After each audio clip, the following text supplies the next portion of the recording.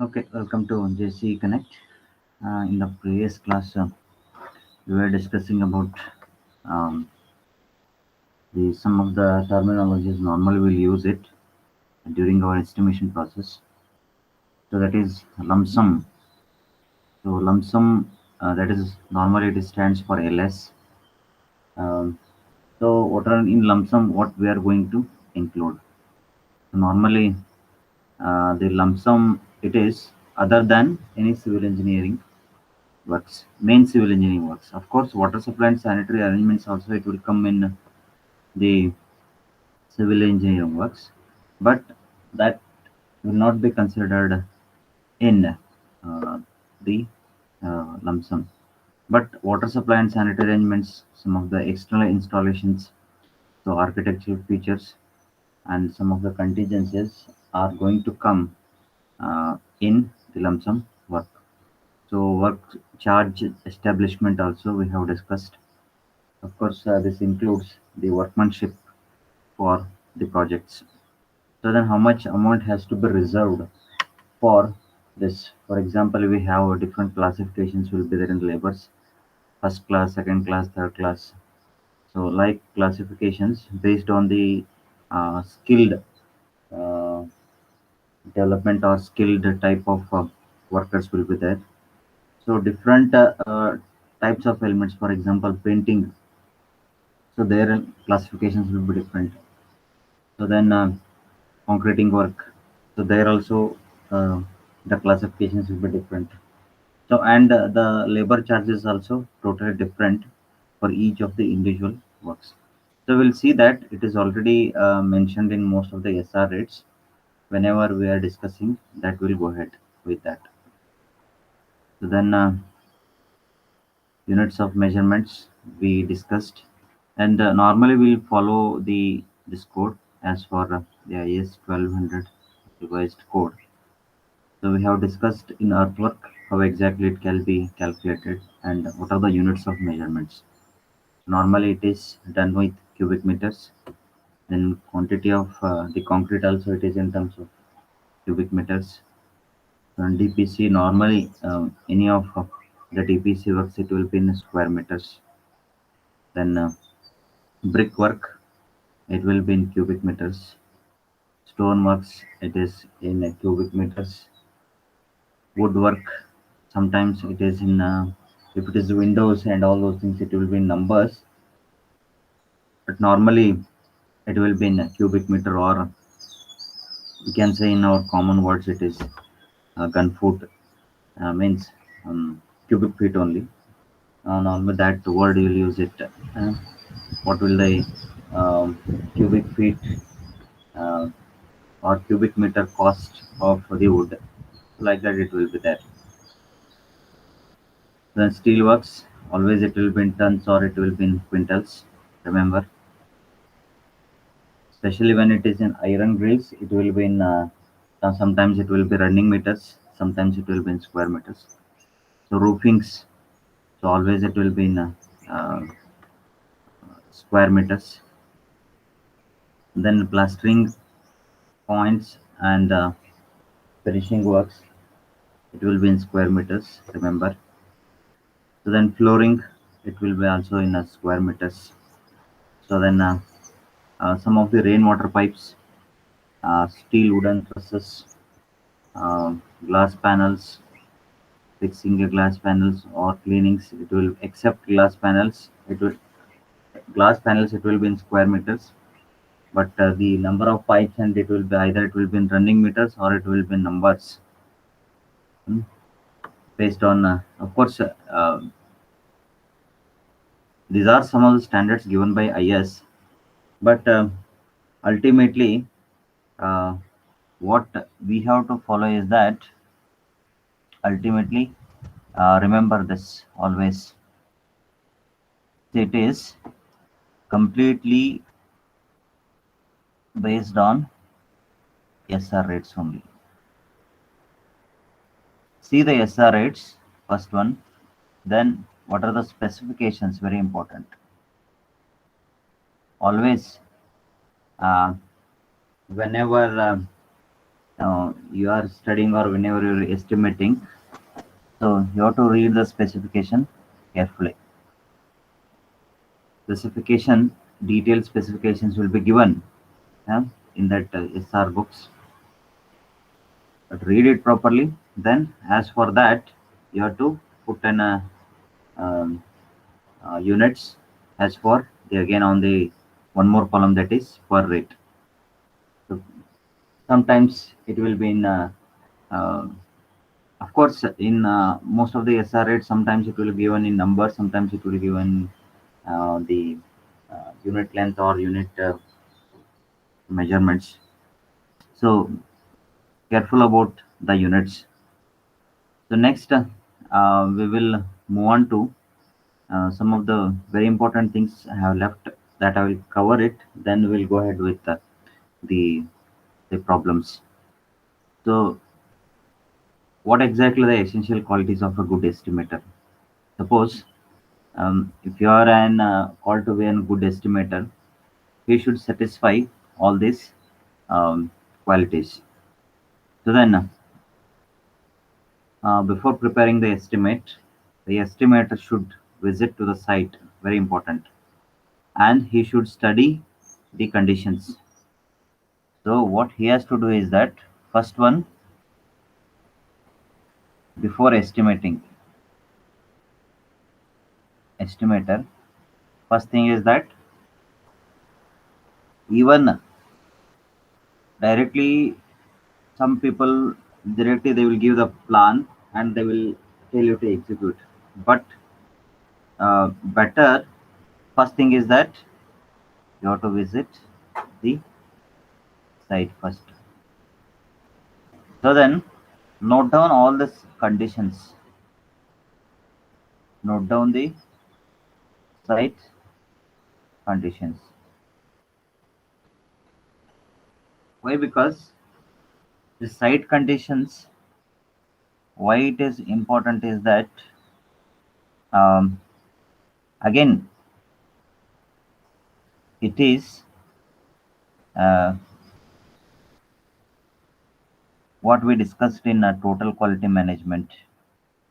Three important aspects, that is time, cost, and quality. If you know the site conditions only, then you will going to or you will get some idea, hmm, what exactly the time is required, what exactly the cost is required, what exactly how much quality work I can do here in this site that can be done. So always, if the site condition is very good, so okay, if anybody give you the project for 2 years, so you can sometimes you can say yes, or sometimes you can say no, based on the site conditions. Directly by knowing the plan, by of course they will give the measurements, it is not the quality of the good estimator. Always it should be a um, uh, always he has to visit the site first, then he has to agree for all the conditions. This is one. Second, we discussed one very important um, called LS. Of course, mm, many of the engineers, what they are telling now is that this LS is playing very important role in site uh, lump sums, what we are calling, as well as the workmanship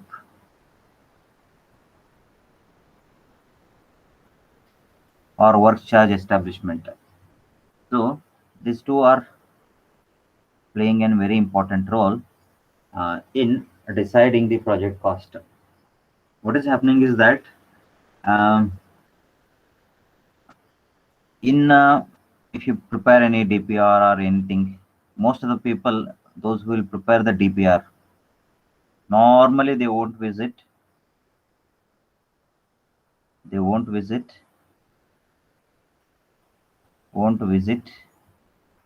the site. Directly they will do it. But as a contractor, what you have to do is that you have to visit and site first, then see the things what happens to the lump sum quantities, whether I can go for lump sum or not, because sometimes if I buy it, what happened to the time, what happened to the cost, what happened to the quality. Again, it has to be interlinked. Then again, this is challenging nowadays, because if the site conditions are not good, um, the laborers again going to the site, um, working in a day or working in a night or working 24 hours, it is challenging, because if the site conditions are not good, if the things are not good there, it is very difficult to execute the project. Most of the time we will get the machinery, but most of the time we won't get any proper laborers to carry out some of the minor works. Of course, they are all minors, but they play a very important role. So first you have to visit the site conditions, then see the how exactly the excavation part, whether the soil condition is what, how exactly it can be taken out, that you have to note down. Then note down the location of the proposed building, that you have to do it. So general data available regarding the soil. Then make a sketch of the site showing all the important details. So rough sketch, of course, is not full detail. Then obtain the information concerning to the light, power, and the water. These two very important aspects in any of the projects. Then secure information concerning banking facilities. That is also very important. To note the condition of the streets leading to railway yards, to materials, and invest the general efficiency of the local workman. So what I already told, that is workmanship, that is playing a very important role in today's work. So major care has to be taken first. So all the things you'll get, even if you have money, most of the time you won't get the labors. That is the biggest problem happening in our construction industry. So that is why our Karnataka building industry is most of the time it is depending on the other states laborers. So from the Bihars, from UP, many peoples are coming here and they are working here. Why the what you can say laborers are not getting means, uh, there is many state government programs are going on, uh, um, this Rojgar Yojana and all those things. Normally, they will pay around 300 rupees, 280 rupees or 300 rupees per day, even if you work for 3 or 4 hours. So they will get it. So, and the subsidy kinds of food also is given. So then they're not ready to come to the site itself. So, so that has to be taken care whenever you are executing any of the project work. So then we have left with one more part, that is different types of estimates. So there are two mainly types of estimates are there. So one is the rough cost estimate and the detailed estimate. So based on, of course, this is one depending upon the purpose of estimate. They are classified as contractor's estimate, an engineer's estimate, and the progress estimate. So rough cost estimate normally, uh, the rough cost estimate,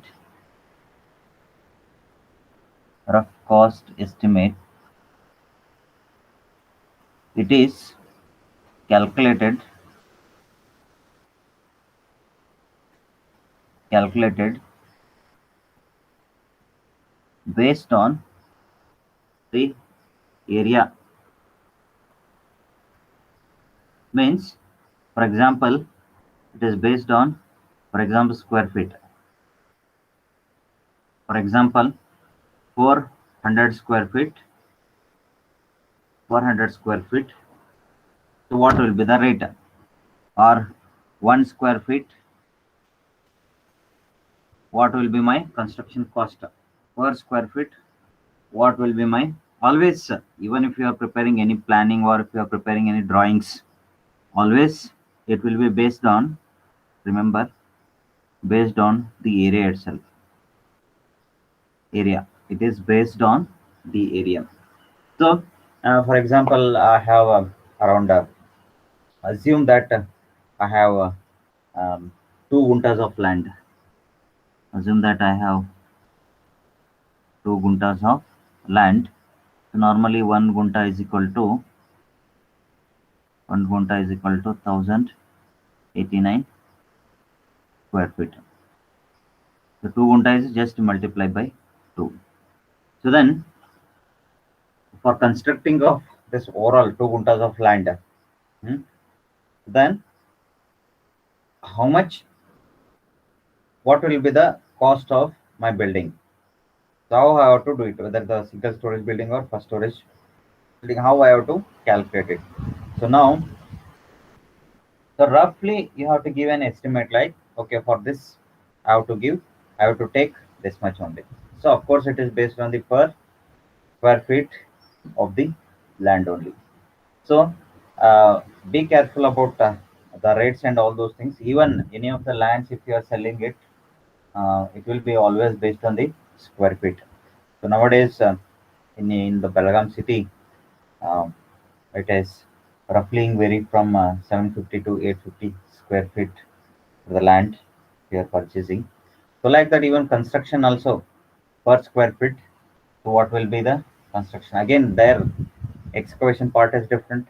Then up to plinth level is totally different. Above that, then the masonry, this stonework is totally different square feet. Then if you are flooring, what kind of flooring you are doing, again that rate is totally different.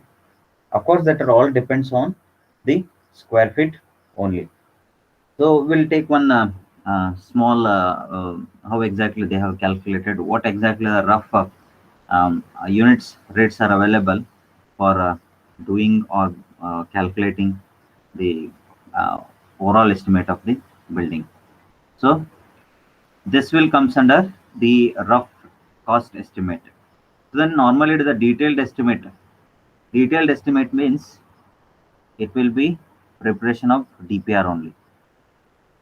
It is detailed project report you have to prepare. So so here you have to take the plan, site conditions, and everything you should know. Then, for example, just if you are constructing any OHT tank, overhead tank, if you are constructing, so first it is better to go for SBC of soil. Then, if you know the SBC only, so you can go ahead with the what kind of foundation you have to do it. Very important. Again, it depends on, like just I'm giving one example, what kind of foundation if you have to be laid. For example, if SBC is very less, assume that if it is uh, less than 100 uh, kilonewton per meter square, if it is less than 100 kilonewton, then what kind of foundation and what depth I have to go for this foundation? That all the things has to be taken care. So uh, what I said is that again, as a good contractor or good site engineer, always he has to see the field conditions first. So then, if it is 100 kilonewton per meter square, then can I go for a little bit depth and I have to compact it? Then whether I have to go for the what kind of foundations and all those things, that has to be decided. So a detailed estimate always to prepare the DPR, then calculate the total project cost, then prepare the summary as well as the abstract, then go ahead with the executing the things. So then, depending on the purpose, so normally the contractor estimate, engineers estimate, and the progress estimate. So normally the contractor estimate is just for this rough estimate I already explained. So it is required for any of the approvals that has to be decided based on the square feet only. Of course, unit cost is worked out for the projects similar to the projects under consideration carried out recently in nearby the same site conditions. So normally, how exactly you are going to do it? Whenever you are preparing the rough estimate, um, always you have to see the uh, the estimates prepared already for the same sites, because always rough estimate is rough estimate. Some of the plus or minus 10 to 15% or always variations will be there. So it is better to go with the similar projects which has been executed in the previous conditions. So then, of course, it is multiplied by per unit cost area that I already explained. Um, for example, if you are executing for public buildings, so normally it is for student hostels, it is cost per student, hospitals cost per bed, hotels cost per guest, that can be calculated. But these are all what we can say a rough estimate only. Now normally we are following with the help of the square feet only. See, for whenever you are making the cost per rough cost estimate, it is particularly suitable for commercial offices, shopping centers, and factory buildings. For water tanks, reservoirs, it is based on how much gallons of water stored. Means normally how much liters of water you are going to store it. For road and railway works, how many how many miles per kilometer of the length you are going to execute. For streets, for 100 feet per meters of length, so that can be calculated. So take an example of the calculate the total rough cost estimate. How exactly this is on a typical example, how they have calculated. Of course, you are not going to estimate the overall cost of the building, but here how exactly they have taken and how exactly they have done it for the total residential 4 storage blocks. This is a typical example. See here, you can see uh, in a main flat area, assume that, as they have already mentioned, that it is 4 storage block consists of 40 residential flats. So here you can see um, the first one, that is the main flat area. Ground floor it is this much is there. First floor it is this much. Second floor it is this much, and third floor also. Both all are same. They assume that it is in square feet. Then how much will be the rates? You can see here. See, for building works, the rate will be 1,800 per square feet. So then you just multiply this with this. Suppose if you are going for sanitary works, so multiply this and this. So whenever if you are going for electrical works, multiply this and this. Whenever you are going with any um, gas connections and all those things, you can just multiply. These are now the rates are available roughly. Now it is changing slowly. It may, for building works it is reaching up to 2,500, 400, or 500, 600. It is reaching. So then if you are going for, assume that if the park area is how much. Suppose if you are doing any building works in the park area, so normally it is used as a uh, unit cost, that is 800 per square feet. So then again electrical services 40 rupees. So then circulation area, if you are in all 4 floors, assume that if it is 1936, so then just they will go for the 1050 works. See, covered with a shopping area and ground floor normally. So this one. So any quarters, if you are preparing for servants, the rate will be up like this. So like that, this is the calculation for the rough estimate. How exactly you have to do the rough estimate. So it has its own standard protocols. First, in the what portions you are constructing, what elements you are constructing, go with that, and what will be the rate for that. Of course, as for now, um, um, There is no standard like you have to take this much only. Some many people will take 2000 rupees per square feet, 3000 rupees per square feet. Like that, it depends on the quality, cost. That again, we have to discuss, that is cost, quality, and the time. These three factors are going to decide the rate for the unit cost. So then, as I already said that that is the main building work. Then you have to add if it is main project work, main project work. For that, always you have to add LS, that is lump sum. That I already said that what is the lump sum amount other than civil engineering was we have to consider. So then for that we are adding road and walkways. So this much you have to reserve, land and scaping. So this is an rough how much you have to reserve. There is no like sometimes it may less or it may more. Then what are the things you can see at the end? So development charges and consultancy charges. So you have to add all those things, GST and all those things. As I already said that, mm, of course, when you are preparing the DPR, no problem, no problem, because you have standard guidelines are there. But whenever if you are preparing the rough estimate, don't be under the impression that you have to neglect this LS part.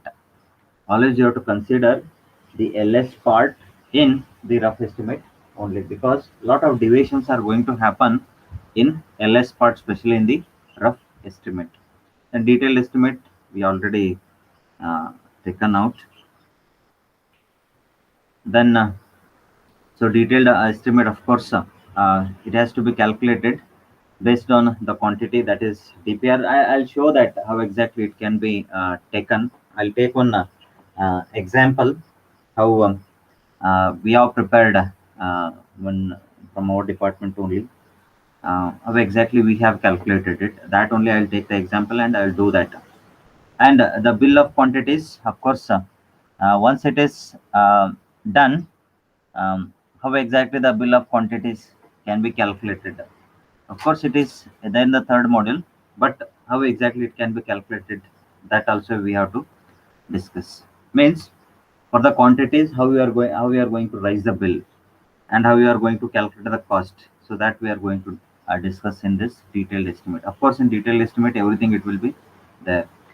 So this is how the build of quantities can be calculated with this formula.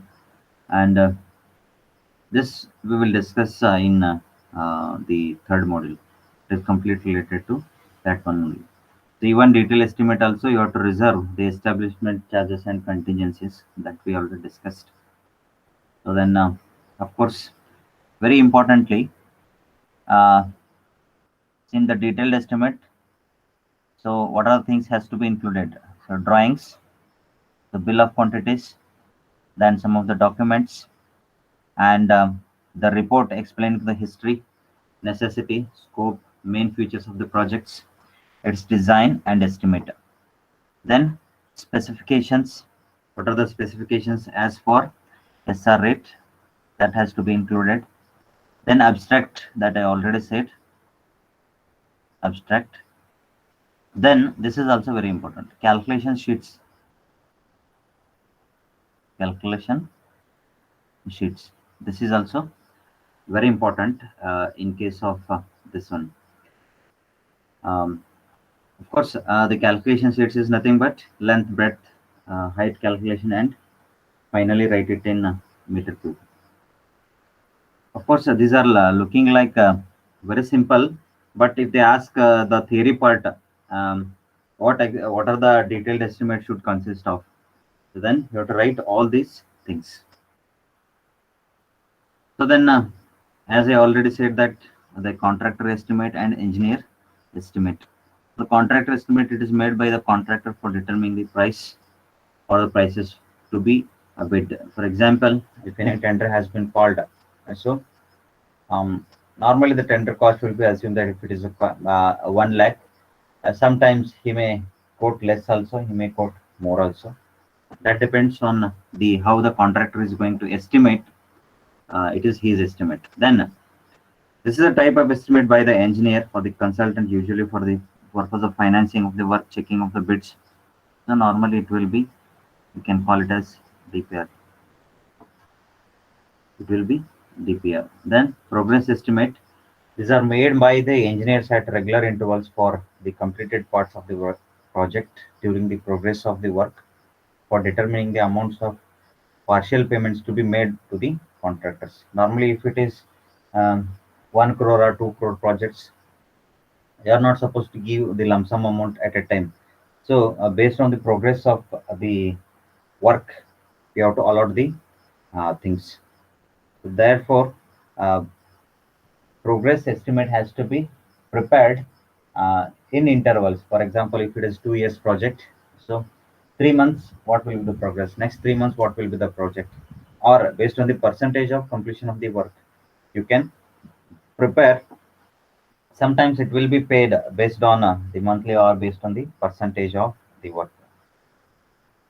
So normally this we already discussed. Site clearance works.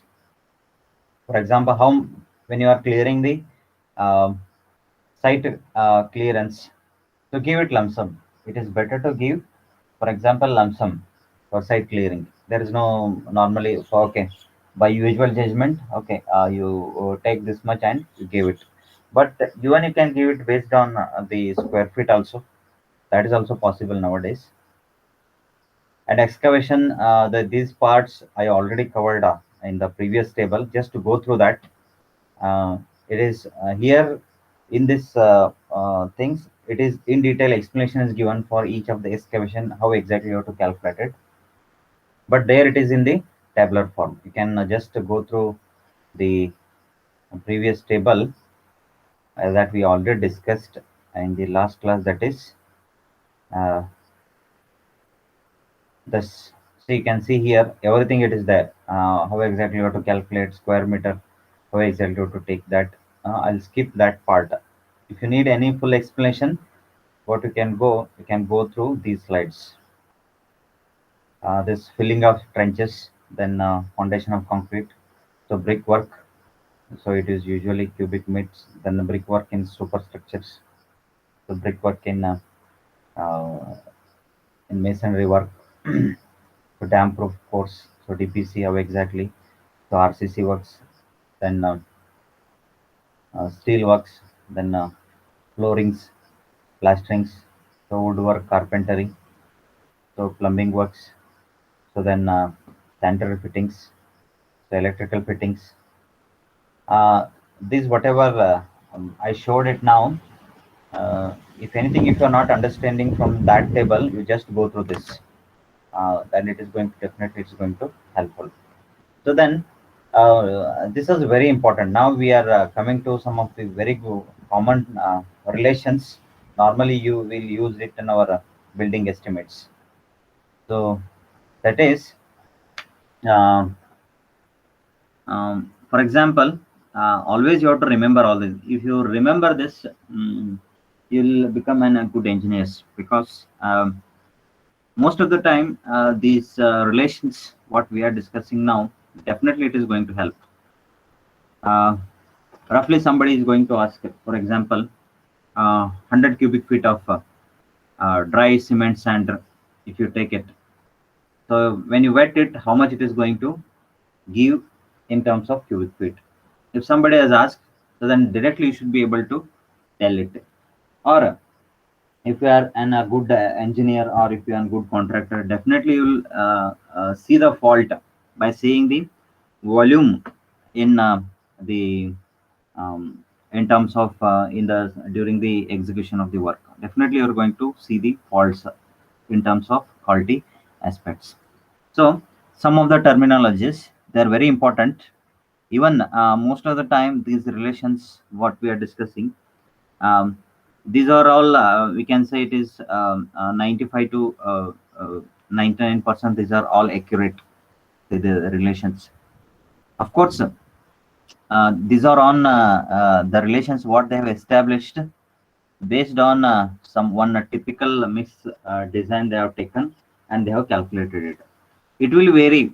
I can say 120 square feet of dry wheels, always it will be 100 or sometimes 99, 98 cubic feet it will give based on the quality of the material what you will use, based on um, the mixed design, what kind of things you will do it. But that's rough things it is going to, roughly it will be an 95 to 99% accurate. If nothing is given, you can take these relations and you can move forward.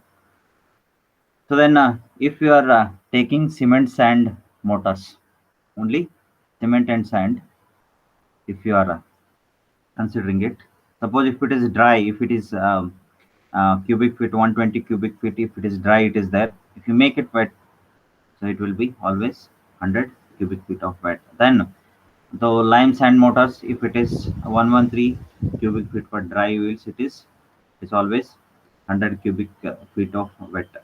So it is always in terms of volume only. Whatever cubic feet if you are taking, it will be in terms of volume. So cement, lime, sand. If you all three, cement, lime, sand, then how exactly it will be? 112 cubic feet dry yields. It will be 100 cubic feet of wet.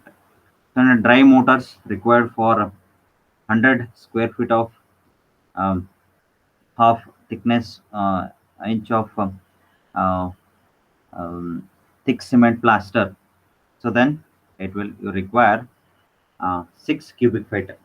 If you are preparing, means normally very simple.